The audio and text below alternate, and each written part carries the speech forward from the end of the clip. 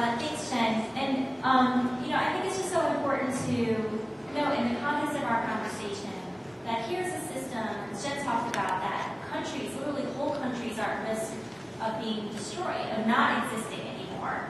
And this economic system, billions of dollars, trillions of dollars in wealth around the world, it's not like there aren't the resources to stop this. There isn't the will or the ability with a system that's set up only for short-term profit. That's the only thing that it can produce, is profit, and not meeting human needs. So what do we need to do to stop climate change? Can we rely on,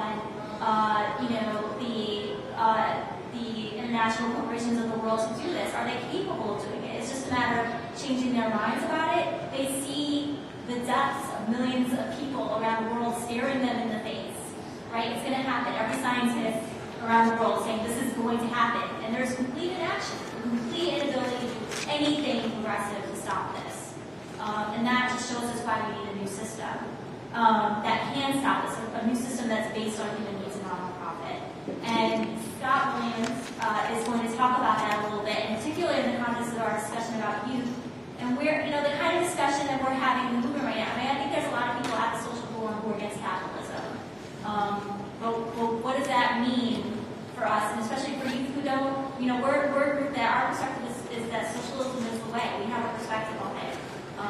And we want to talk about, why we have that perspective rather than, another sort of political philosophy, why we think that's the way to go. So Scott is going to elaborate on that.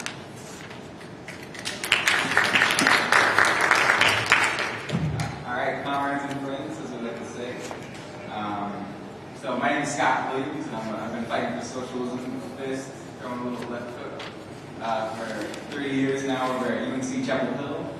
And I've been engaged, started with the anti-war movement, and gone into a lot of different work. It's been all really awesome. And so I'm answering basically, where are young people at? Or where are young people at? Where are young people at?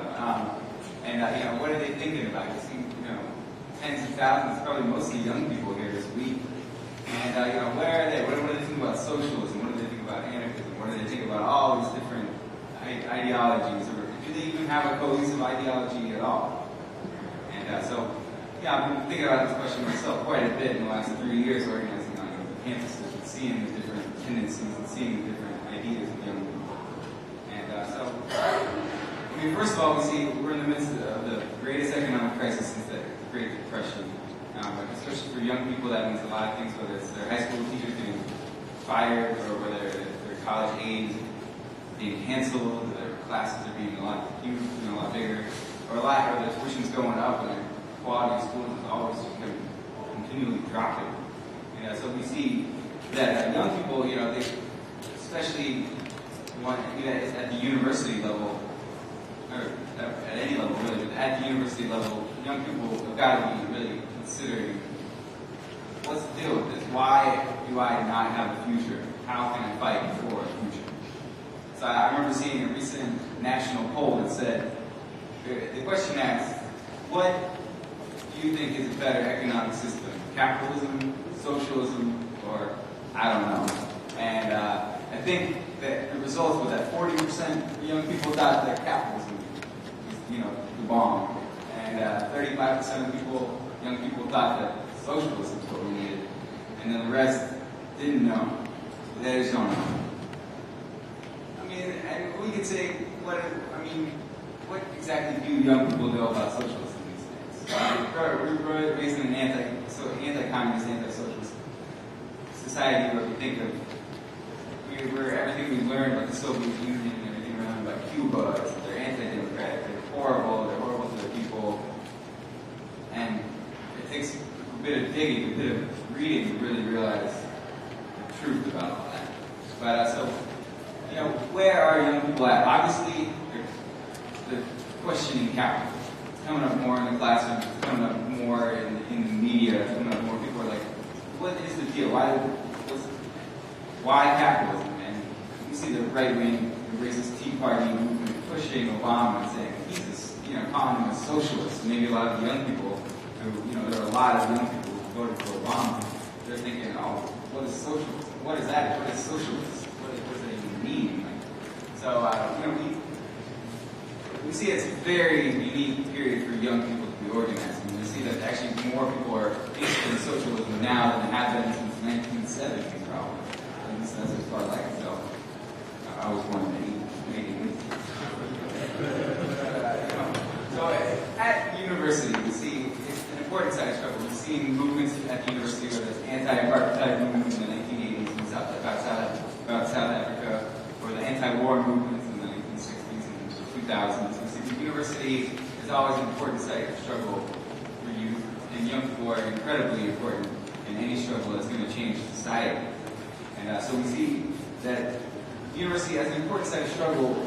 We can kind of tell what the young people are thinking in these struggles that they're involved in. And today, one of their biggest struggles is the struggle against tuition hikes and budget cuts, especially with the ramifications of neoliberalism, but also obviously with the economic crisis. And so we can kind of take a look at this struggle and see, what do young people know about alternatives to capital?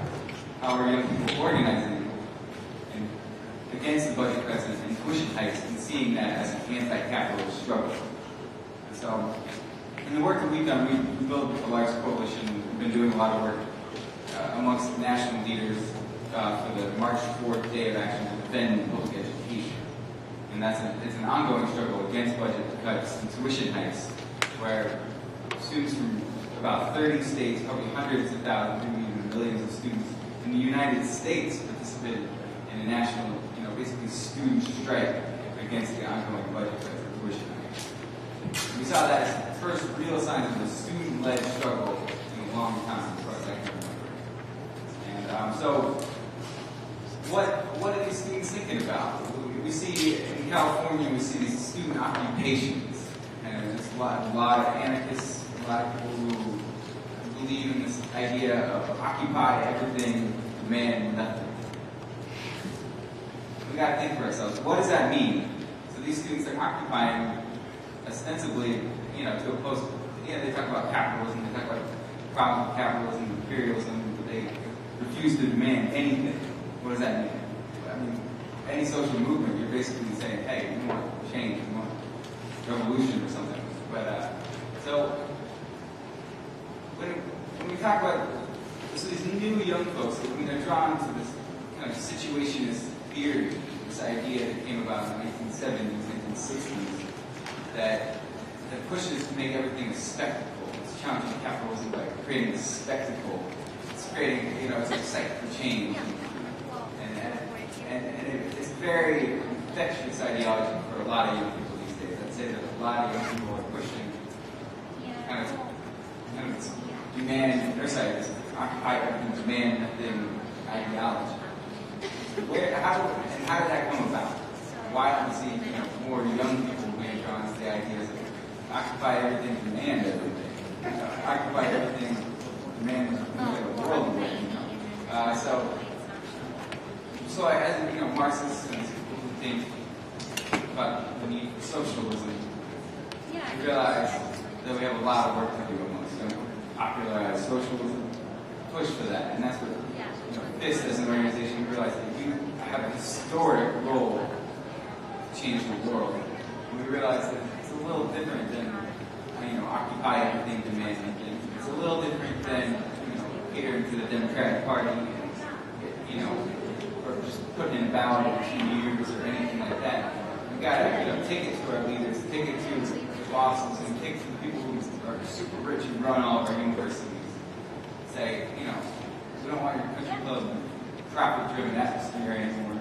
We want a student-run university. We want a university that puts, our students over the needs of the profit.